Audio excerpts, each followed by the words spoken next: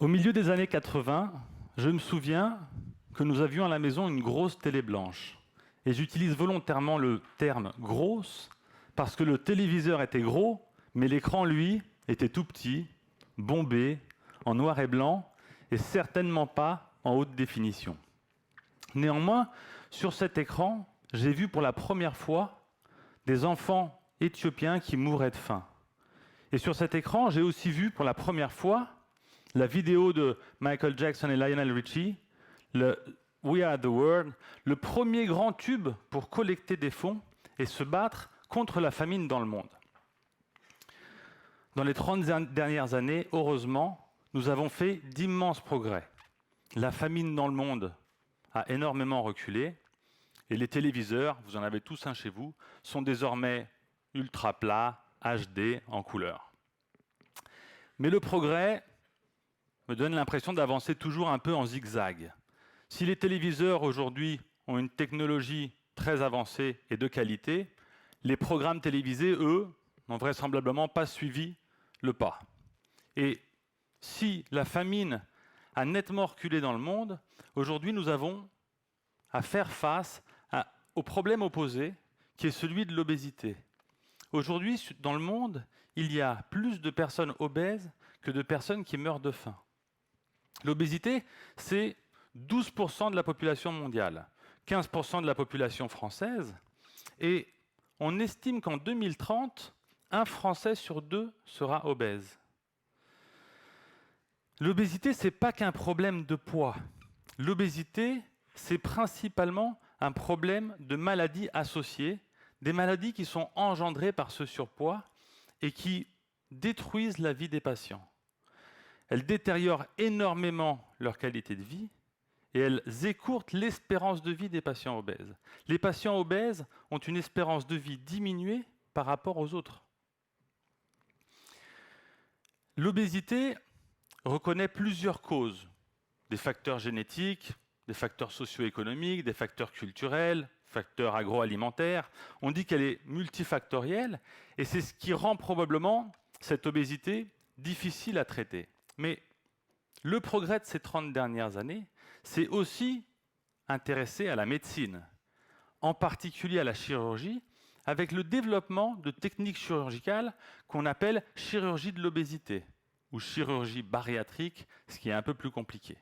Et ces chirurgies qui ont comme objectif de limiter les apports et parfois même de limiter l'absorption des aliments ont connu un boom formidable parce que non seulement elles permettent une perte de poids quasi miraculeuse, mais surtout une amélioration et parfois même une disparition des maladies associées à l'obésité.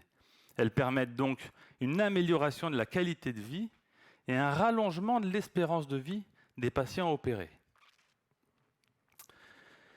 Néanmoins, l'obésité étant multifactorielle et complexe, nous faisons face aujourd'hui à beaucoup d'échecs de ces chirurgies. Des échecs en termes de perte de poids insuffisante, des échecs pour des reprises de poids, réapparition des maladies associées et détérioration de la qualité de vie. À la base de l'obésité, je crois qu'il y a toujours et avant tout un problème de comportement alimentaire. Et un comportement, qu'est-ce que c'est ? Eh bien, c'est une façon de s'adapter à un milieu. Et ce milieu, lequel est-il ? Eh bien, c'est le vôtre, c'est le mien, c'est la société de consommation. Est-ce un hasard si l'obésité qui frappe principalement les pays développés et les pays en voie de développement frappe ces pays où les troubles psychiatriques ont la plus grande incidence et où le traitement de ces troubles psychiatriques représente une des plus grosses dépenses de santé ? Les troubles du comportement alimentaire. Cette société de consommation, qu'est-ce qu'elle nous inculque ? Elle essaye de nous faire croire que la consommation d'objets pourrait avoir un rôle salvateur, que la consommation d'objets et d'objets toujours nouveaux pourrait nous permettre de calmer nos pulsions, de calmer nos désirs. Mais c'est vraiment passer à côté de l'essence même des pulsions et des désirs qui sont infinis. Et cette consommation infinie d'objets et d'objets toujours nouveaux finit par consommer le consommateur.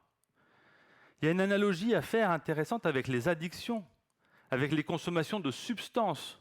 Consommation de substances qui tentent de pallier à ces pulsions ou à ces émotions et qui finissent par détériorer de façon très importante la vie de ces personnes.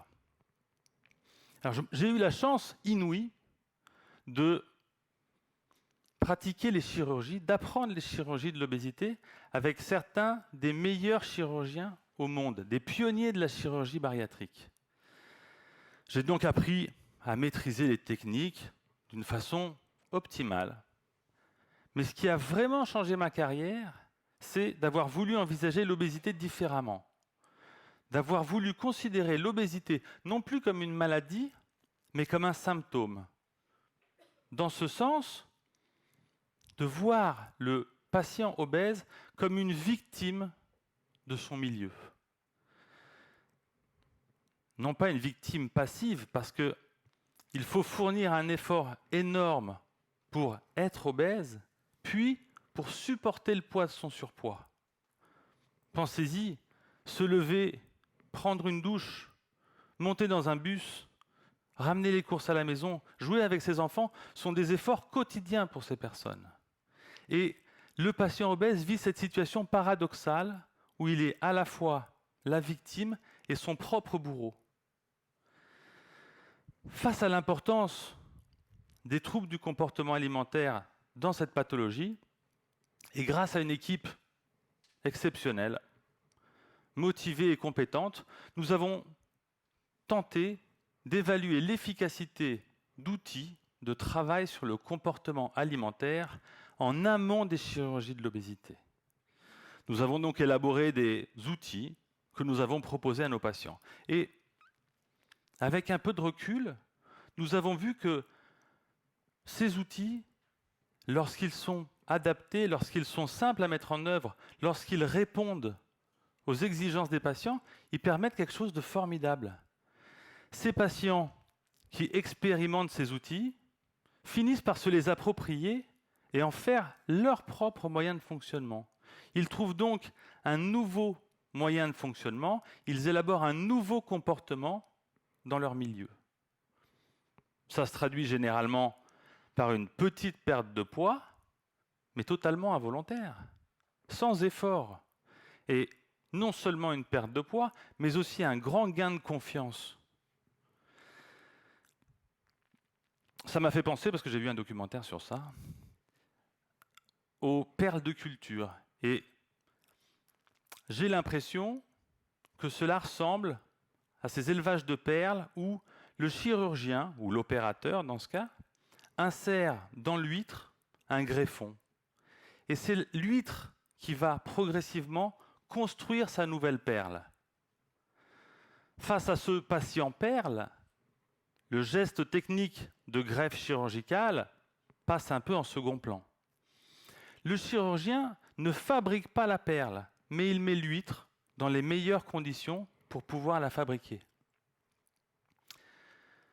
Face à certaines critiques qui pourraient surgir quant à la chirurgie en deuxième position, je tiens à dire deux choses. La première, c'est qu'il ne s'agit pas de réduire l'utilité de la chirurgie, mais il s'agit plutôt de mettre en avant l'utilité du patient, de son travail dans ce changement. Et ce genre de travail avec les patients sur le comportement alimentaire permet au médecin de retrouver le sens même de sa vocation, ce qu'il a cherché tout au long de ses études, ce que ses amis, certains de ses amis, lui envient, c'est-à-dire le fait de prendre soin de personnes dans la souffrance, d'accompagner des personnes dans la guérison, non pas de s'occuper tout simplement de la maladie, mais de s'occuper du malade. En effet, on a beau vouloir et avoir les moyens techniques pour faire des perles, ce n'est jamais sans la collaboration de l'huître.